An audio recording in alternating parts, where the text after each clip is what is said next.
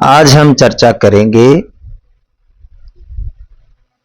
कि सन्यास किसे कहते हैं। वास्तविक सन्यास क्या है, वास्तविक त्याग क्या है, सच्चा त्यागी कौन है, सच्चा सन्यासी कौन है, सच्चा बैरागी कौन है। इस बारे में हम थोड़ा तात्विक चर्चा आज हम करना चाहेंगे। चर्चा से पूर्व हम थोड़ा सा प्रमाण के तौर पर श्रीमद् भगवद गीता के एक दो श्लोकों का भावानुवाद समझते हैं। भगवद गीता अध्याय 18 में अर्जुन प्रश्न पूछते हैं, संन्यासस्य महाभाव तत्वमिच्छामि वेदितुम त्यागस्य च ऋषिकेश पृथक्केसि निषूदन। अर्जुन यहां पर पूछते हैं कि हे केशव, आप मुझे त्याग और संन्यास का रहस्य समझाइए। आखिर त्याग किसे कहते हैं और संन्यास किसे कहते हैं। तो यहां पर भगवान श्लोक नंबर 9 को हम लेते हैं ताकि एक प्रमाण हमें मिल जाए थोड़ा सा। कार्यमित्येव यत् कर्म नियतं क्रियते अर्जुन संगम त्यक्त्वा फलं चैव स त्याग सात्विको मतः। यानी कार्यम इत्येव यत् कर्म, कि जो कर्म करना ही है, जो कर्तव्य है हमारा। नियतम क्रियते अर्जुन, जो नियत है प्रकृति से, जो समय और परिस्थिति के अनुरूप सत्य दृष्टि से देखने पर आपका कर्तव्य लगे, जो आपका कर्तव्य है जीवन का कि ये मुझे करना है, उस कार्य को संगम त्यक्त्वा आसक्ति त्याग करके और फलम चैव और फल की कामना त्याग करके जो करता है स त्याग सात्विको मतः, वह त्याग है। यहां पर बेसिक चीज जो समझने की वो यह है कि एक तो जो कर्तव्य कर्म है, जो प्राप्त परिस्थिति के अनुसार आपको लगता है कि करना चाहिए, मेरा कर्तव्य पुकार रहा है। दूसरा जो प्राकृतिक कर्म है, जीवन को चलाने के लिए, जैसे भोजन करना ही पड़ेगा यदि जीना है, पानी पीना ही पड़ेगा यदि जीना है, तो ये प्राकृतिक जो कर्म है। दूसरा समाज और परिस्थिति के अनुरूप जो कर्म कर्तव्य के रूप में पुकार रहा है वो कर्म। ये दोनों कर्मों को कैसे करना है, संगम त्यक्त्वा आसक्ति त्याग के करना है एक काम, और दूसरा कर्म का जो फल मिलेगा उस फल की कामना को त्याग के कर रहा है। एक चीज यहां पर आई, वही त्यागी है।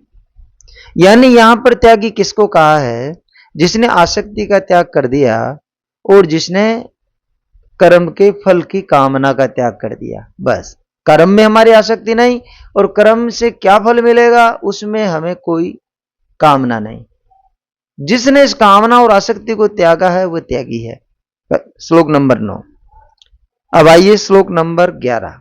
इसको समझना बहुत जरूरी है ताकि सन्यास की एक स्पष्ट तात्विक विवेचन हम कर पाए इस आधारशिला पर। नहीं दे भ्रता सक्यम त्यक्तु कर्माणि अशेषत यस्तु कर्म फल त्यागी सत्यागी विधीयते। यहां पर कहा गया कि नहीं देह भ्रता सक्यम, कोई भी देह भ्रता यानी देहधारी सक्यम यानी समर्थ नहीं है, त्यक्तुम कर्माणि अशेषत, पूर्णतः कर्मों का त्याग करने में कोई भी देहधारी समर्थ नहीं है। इसलिए यह तू कर्म फल त्यागी, इसलिए कर्मों के फल का जो त्यागी है, स त्यागी इति अभिधीयते, इसलिए वही त्यागी है। जो कर्म फल का त्यागी हो गया वही त्यागी हो गया। ये एक आधार श्रीमद् भगवद गीता के प्रमाण पर हम गए। अब हम अच्छी तरह से स्वतंत्रता के साथ विवेक और तर्क को साथ में रखते हुए इस सन्यास की गहराई को समझने की कोशिश करेंगे।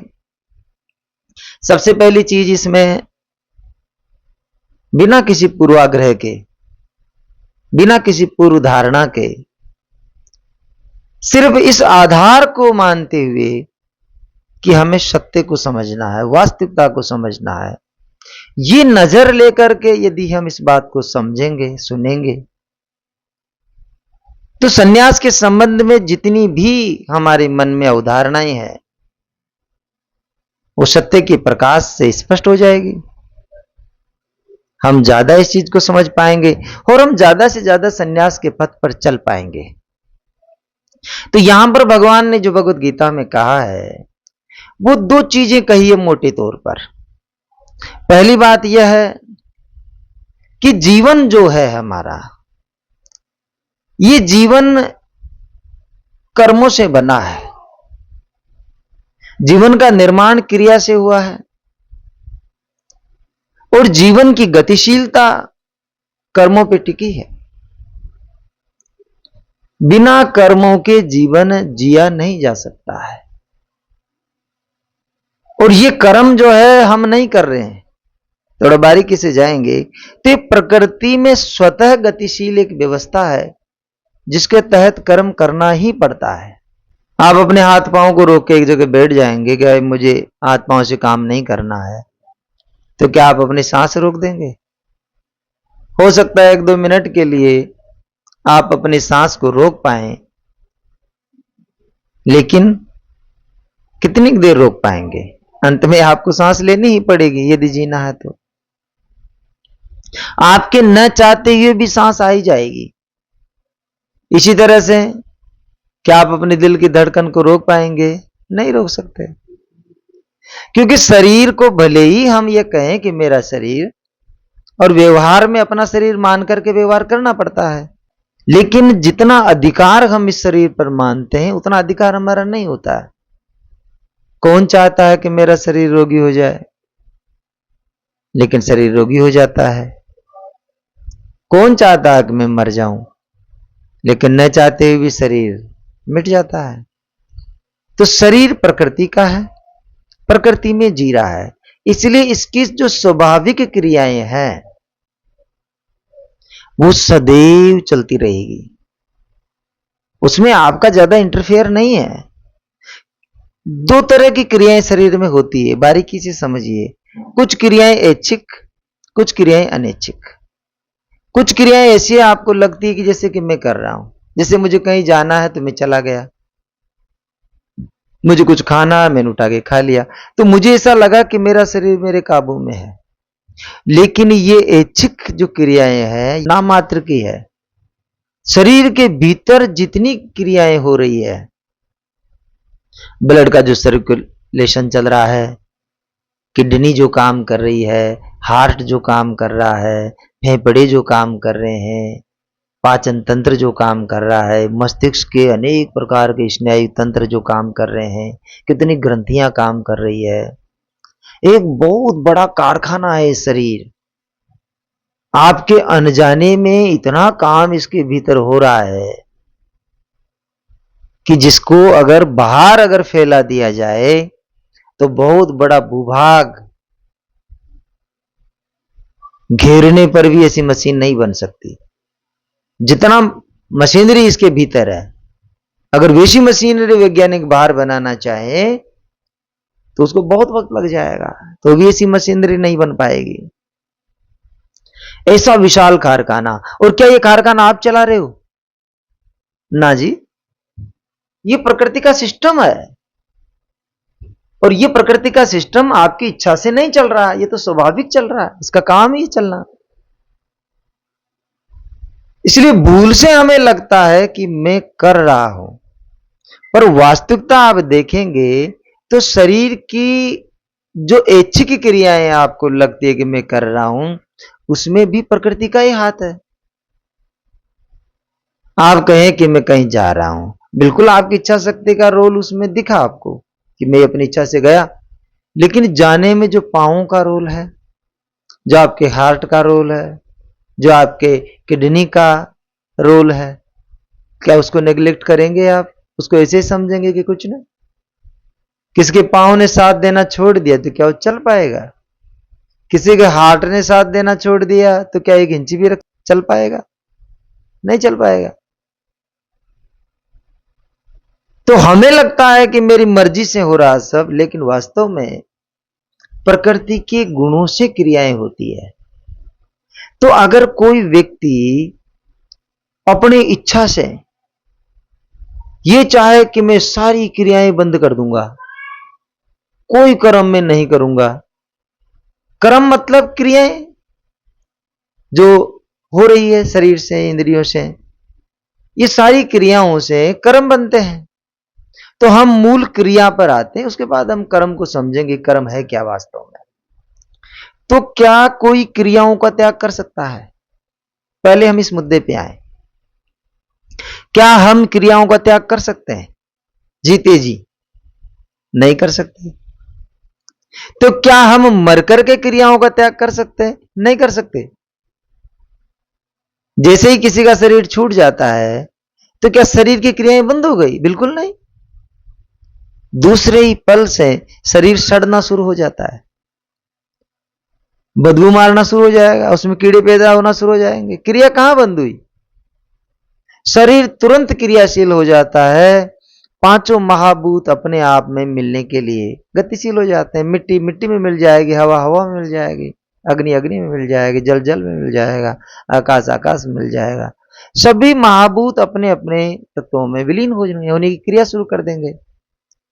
तो क्या तत्व जब तत्व में विलीन हो जाते हैं तब क्रिया बंद हो जाएगी? नहीं होगी। तत्व फिर गतिशील होंगे, फिर वो नए शरीरों में जाएंगे। इस तरह से सूक्ष्मता से देखने पर शरीर की क्रियाओं को बंद करने का कोई उपाय नहीं है। तत्वों की क्रियाओं को बंद करने का कोई उपाय नहीं है। कोई कहे कि मैं हवा को रोक दूंगा, संभव नहीं भाई। हवा के अणु परमाणु अपना काम जो करना करेंगे, वो उसको हम कैसे रोक सकते हैं? कोई कहे मैं पानी के गुण स्वभाव को रोक दूंगा, कैसे रोकोगे भाई? हमारी बस की बात नहीं है। तो शरीर की क्रियाएं नहीं रुकती है। अब शरीर से हम ऊपर चलते हैं तो इंद्रियां आती है। इंद्रियों में दो है, कर्मेंद्रियां और ज्ञानेंद्रियां। 5 कर्मेंद्रियां हैं जिनसे कर्म होता है, और 5 ज्ञानेंद्रियां होता है जिससे हम चीजों को जानते हैं। तो कर्मेंद्रियों को आप देखें 5 है। ये 5 कर्मेंद्रियों से स्वाभाविक कर्म होते हैं। तो क्या इन पर आपका डायरेक्ट नियंत्रण है? हाँ, हमें लगता है कि इन पर हमारा नियंत्रण है, हमारी इच्छा शक्ति का नियंत्रण है कि हाथों से कोई भी काम करना हो तो आपका नियंत्रण है। तो क्या करना है और क्या नहीं करना है, इस पर तो आपका नियंत्रण है, लेकिन करना है या नहीं करना है, इस पर नियंत्रण नहीं है। और इसको बारीकी से समझें आप कि हाथों से आप चाकू उठाएंगे या फल उठाएंगे, इस पर तो आपकी इच्छा शक्ति का नियंत्रण है। लेकिन हाथों को काम करने ही नहीं दूंगा, इस पर आपका नियंत्रण नहीं है। यानी हाथों को क्रिया शून्य आप नहीं कर सकते, क्रिया को दिशा आप दे सकते हैं। यह समझने वाली बात है बारीकी से। तो 5 कर्मेंद्रियां अपने गुण धर्म स्वभाव में बरतती है जिनके लिए वो बनी है। और ये गलतफहमी भी हम नहीं पाले कि इन कर्मेंद्रियों को हमने बनाया है। हमने नहीं बनाया है, ये प्रकृति से बनी है, प्रकृति के गुण धर्म स्वभाव से बनी है। और इसलिए इनको क्रिया शून्य करने का कोई उपाय नहीं है। कर्मेंद्रियां क्रिया शून्य कब होती है? जब मृत्यु हो जाती है। उससे पूर्व हाथ अपना काम करेंगे। अब हाथों से आप क्या करते हो, यह आपकी इच्छा शक्ति का काम है। पांव अपना काम करेंगे, अगर आप चाहें कि इनको क्रिया शून्य कर दें तो 6 महीने यदि आप हाथ को ऐसे बांध दें सीधे, काम नहीं करने दूंगा, इसका रिजल्ट क्या होगा? इसका रिजल्ट ये होगा कि आपका हाथ सदा के लिए काम करना बंद कर देगा, कोनिया जाम हो जाएगी, इसको वापस खोलने के लिए आपको एक्सरसाइज करनी पड़ेगी। और आपने 12 महीने सीधे बांध दिया तो बड़ी समस्या हो जाएगी। आपको 6 महीने एक्सरसाइज करनी पड़ेगी, तब जाके हाथ अपने नॉर्मल फॉर्म में आएगा। और आपने 2-5 साल तक सीधा कर दिया तो शून्य हो जाएगा, हाथ निर्जीव हो जाएगा शनि शनि। चिकित्सक लोग ये कहते हैं कि शरीर के किसी अंग को यदि आपने उसके स्वाभाविक काम से वंचित कर दिया तो निरर्थक हो जाता है। उदाहरण के लिए यदि आपने ये निश्चय कर लिया कि भाई मुझे खाना चबाना नहीं है, केवल जूस पीना है, तो 6 महीने के अंदर अंदर आपके दांत कमजोर हो जाएंगे।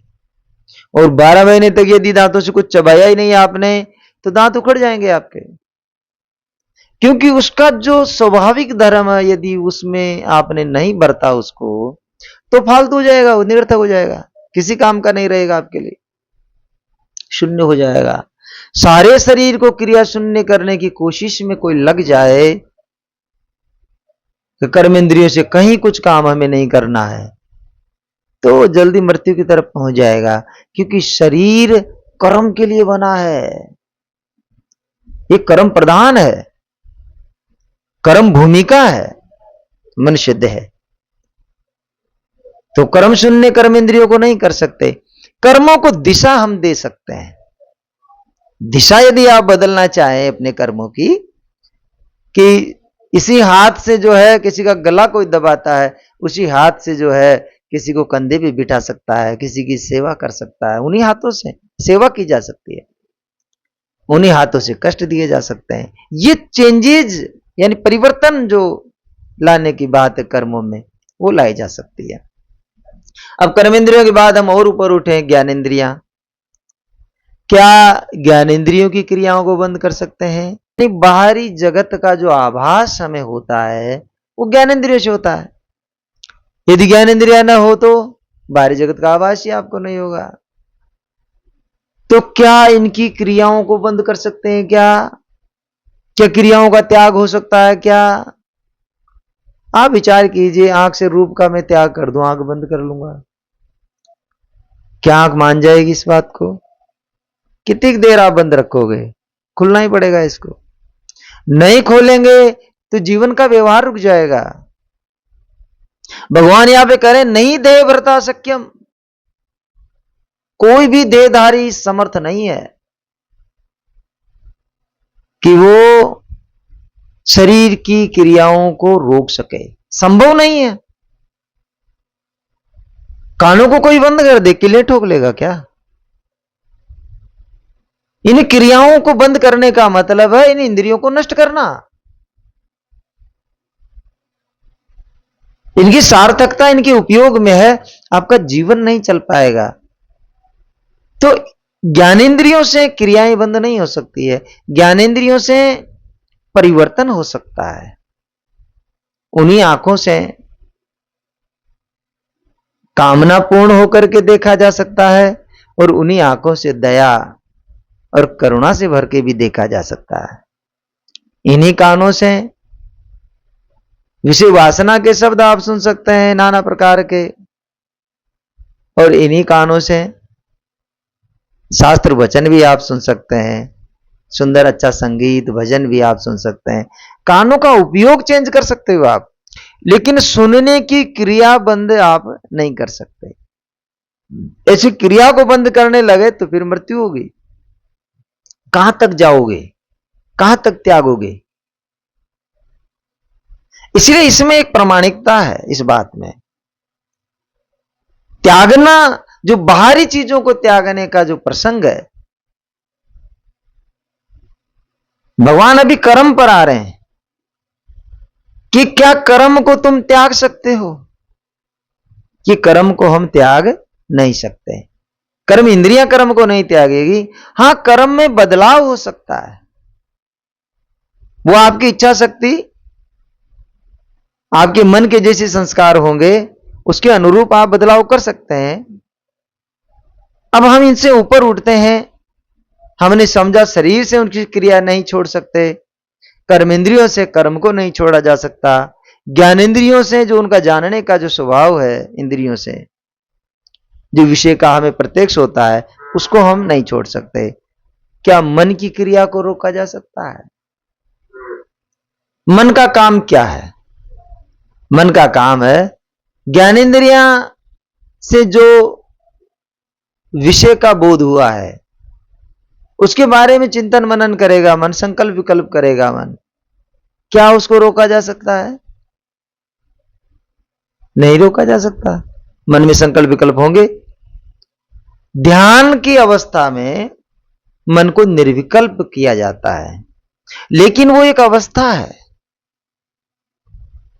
अगर कोई इस गलतफहमी में रहे कि परमानेंट निर्विकल्प रहेगा तो जीवन संभव नहीं है, क्योंकि जैसे ही किसी इंद्रिय के सामने कोई विषय आएगा मन में वो विषय छपता है। जैसे आपकी आंखों ने सामने हाथी को देखा तो हाथी का चित्र जो है मन में छपेगा तुरंत। वो तो एक मशीन है। जैसे कैमरा जो है, आप मोबाइल का कैमरा खोल लें और सामने कोई चीज को देखेंगे तो कैमरे में आएगी वो तो फोटो। तो मन के अंदर विषय का आना स्वाभाविक है। जैसे इंद्रिय खोलेंगे आंख तो जो विषय होगा, जो शब्द होगा, जो भी जिस इंद्रिय का विषय है वो तुरंत अंतःकरण में छपेगा, और वो छपेगा तो उससे संबंधित संकल्प विकल्प भी अंतःकरण का स्वाभाविक धर्म है। तो क्या इस अंतःकरण को क्रिया शून्य किया जा सकता है? क्या नहीं किया जा सकता। ध्यान से इसको कुछ काल के लिए संकल्प शून्य आप कर सकते हो। वो भी बहुत लंबी साधना है। साक्षी अभ्यास हम लंबे समय तक करेंगे, विचारों के साक्षी बनेंगे, विचारों को पकड़ेंगे नहीं, तो साक्षी बनते बनते बनते चित्त जो है संकल्प शून्य हो जाता है कुछ काल के लिए। लेकिन जैसे ही वो व्यवहार में आएगा तो चित्त में संकल्प विकल्प आ जाएंगे। कैमरे को आपने बंद कर दिया कुछ देर तो बंद हो गया, उसमें कोई चित्र नहीं है। लेकिन जैसे ही कैमरे को आप खोलेंगे तो चित्र तो आएंगे। जैसे ही इंद्रियां संसार के साथ संबंध में आएगी तो संकल्प विकल्प तो होंगे। तो निर्विकल्प समाधि का अभ्यास करने से कुछ काल के लिए अंतःकरणों को शांत किया जाता है। क्रिया शून्य नहीं होते हैं, वो शांत होते हैं। विचारों के तूफान जो उठ रहे थे वो शांत हो गया, थोड़ा गहरा हो गया। उसका बड़ा मूल्य है, मैं यहां उसको कम नहीं कर रहा हूं। लेकिन क्या अंतःकरण को क्रिया शून्य किया जा सकता है? प्रश्न यह है, क्योंकि भगवान कह रहे हैं कि कोई भी देहधारी जो है कर्मों का त्याग नहीं कर सकता, चाहे वो मन के कर्म हो चाहे शरीर के कर्म हो। मन के भी कर्म होते हैं, संकल्प विकल्प, त्याग नहीं हो सकता, चलेगा, वो प्रवाह चलता रहेगा। अब हम ये सोचें कि ये जीवन है जिसमें शरीर और मन और इससे परे जो है शाश्वत चिन्मय तत्व है जिसमें क्रिया नहीं है, जो हमारा मूल स्वरूप है, जिसको ब्रह्म कहो, आत्मा कहो, साक्षी कहो, वह मूल स्वरूप में क्रिया नहीं है। उस तक जो पहुंच जाता है तो वो स्वयं निष्क्रिय हो गया, क्योंकि वो तत्व ही निष्क्रिय है। लेकिन प्रकृति तो अपनी जगह काम करेगी, मन और इंद्रिया शरीर तो अपनी जगह काम करते रहेंगे, उनको क्रिया शून्य नहीं करना। क्रिया शून्य अवस्था का अनुभव करना है, वो अवस्था हमारे भीतर है। ये एक अलग विषय है।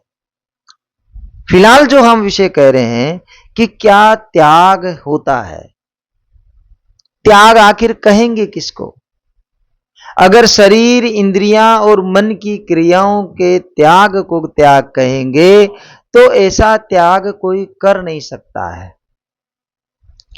तो क्या शरीर, इंद्रियों और मन की क्रियाओं को बदलने को त्याग कहेंगे कि पहले हम अशुभ काम करते थे अब शुभ करने लग गए, पहले हमारे मन में अशुभ संकल्प विकल्प थे अब शुभ संकल्प विकल्प होने लग गए तो हम त्यागी हो गए? नहीं, इसके बारे में भगवान नहीं कह रहे हैं, वो अलग विषय है। अशुभ से शुभ की ओर हमें गतिशील होना चाहिए, लेकिन यहां त्याग के प्रसंग में यह विषय नहीं है। तो विषय क्या है? विषय है संगम त्यक्त्वा, आसक्ति का त्याग। संसार के पदार्थों के प्रति, शरीर के प्रति, मन के प्रति, इंद्रियों के प्रति जो सुखासक्ति है कि इस क्रिया में सुख है और इस क्रिया में दुख है, ये नहीं करना, ये करना है, तो जिसमें सुख मानोगे उसको ज्यादा करोगे, और जिसको ज्यादा करोगे वहीं से रोग पैदा होगा, वहीं से क्लेश पैदा होगा। तो बंधन क्या है? त्याग यहां पर बंधनों का है, त्याग यहां पर जीवन के दुखों का है। मुक्ति का मतलब क्या है? मुक्ति के लिए तो संन्यास लिया जा रहा है, कल्याण के लिए ही तो संन्यास है। तो कल्याण का मतलब क्या हुआ? कल्याण का मतलब परमानंद, परम स्वरूप में स्थिति हो जाना, परमात्म तत्व में स्थित हो जाना। तो परमात्म तत्व में स्थित होने के लिए क्रिया का त्याग आवश्यक नहीं है, आसक्ति का त्याग आवश्यक है। यह बहुत बारीक विज्ञान है।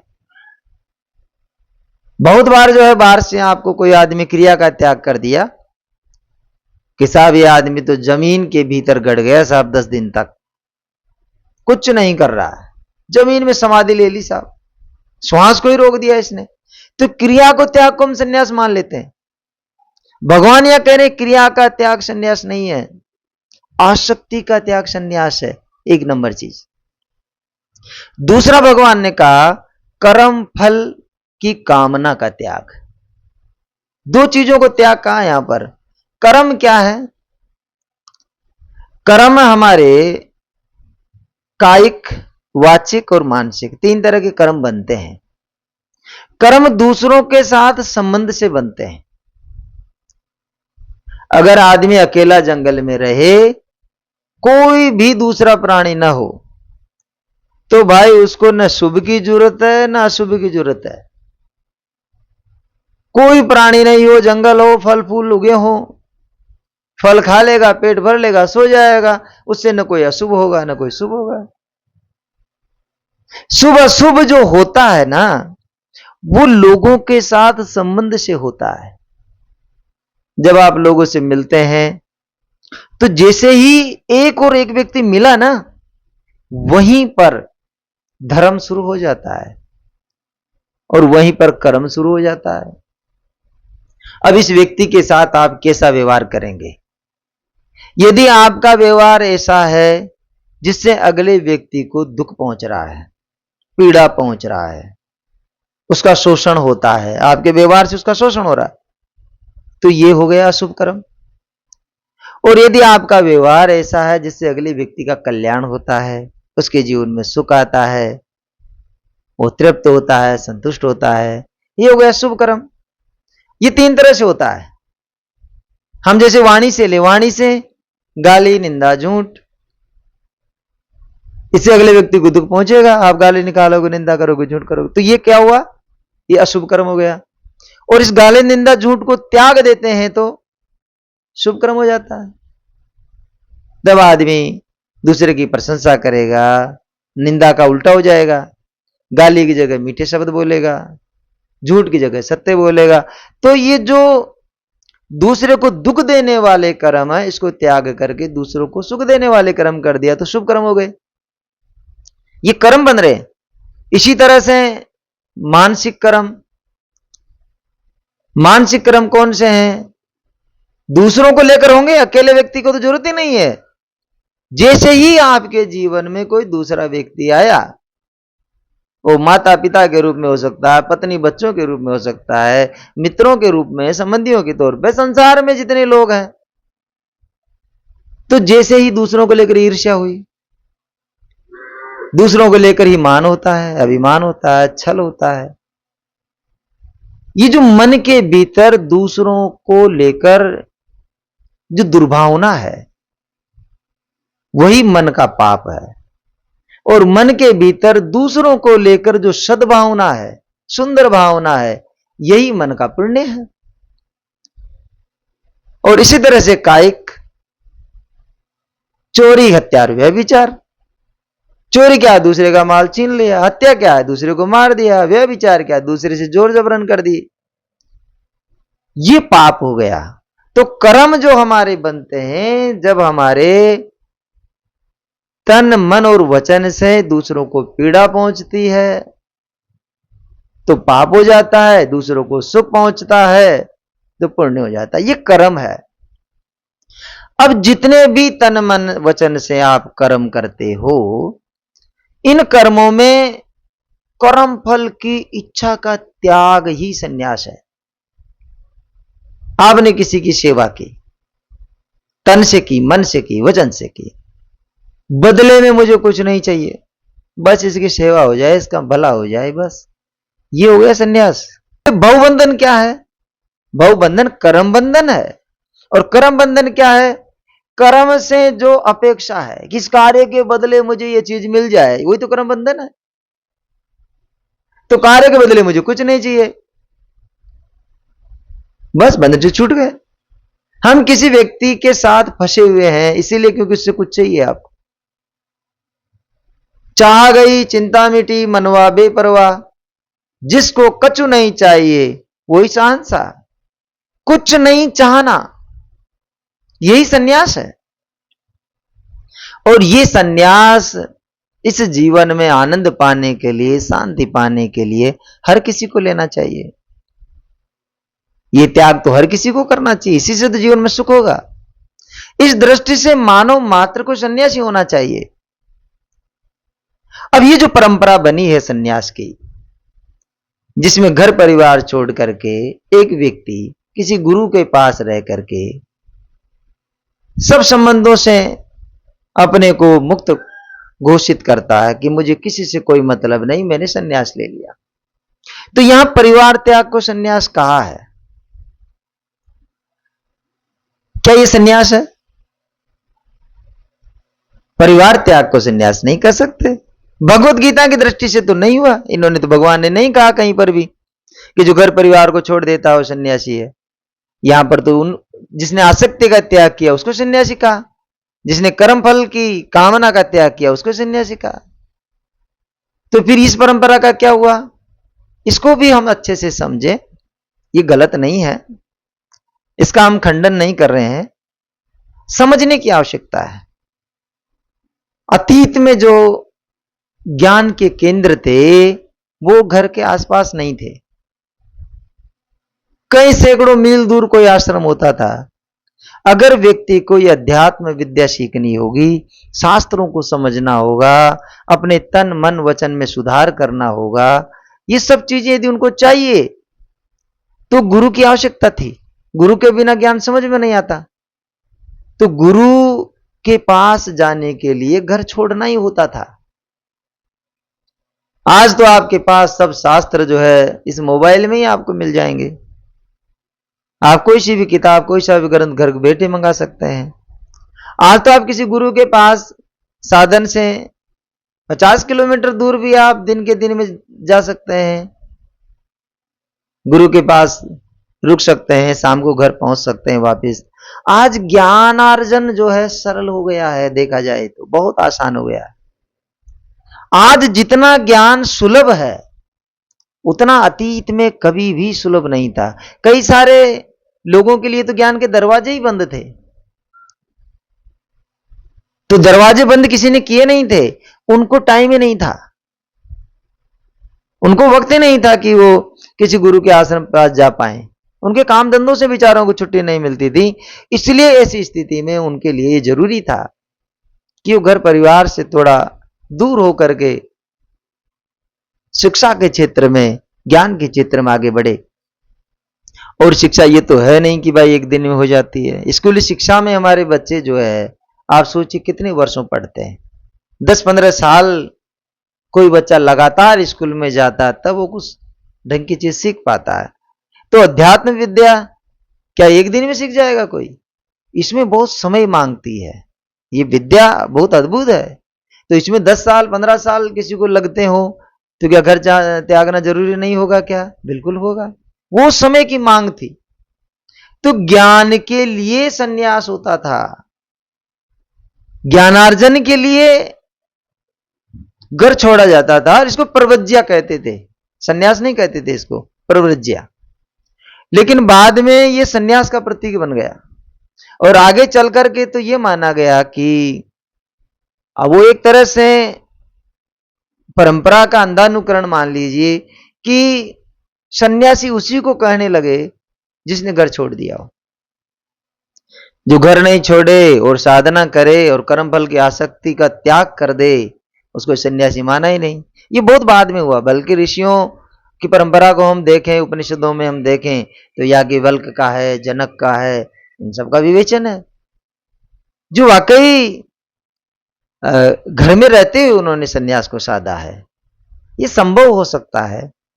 और इस दृष्टि से हम बहुत बारीकी से देखें तो वर्तमान संदर्भ में तो इस बात से कोई मतलब नहीं है कि किसी ने घर छोड़ा है नहीं छोड़ा है।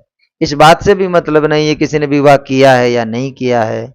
आज तो इस बात से मतलब है कि क्या कर्म फल की आसक्ति हमसे छूट रही है, क्या निष्काम भाव से हम कर्म कर पा रहे हैं बिना किसी कामना के।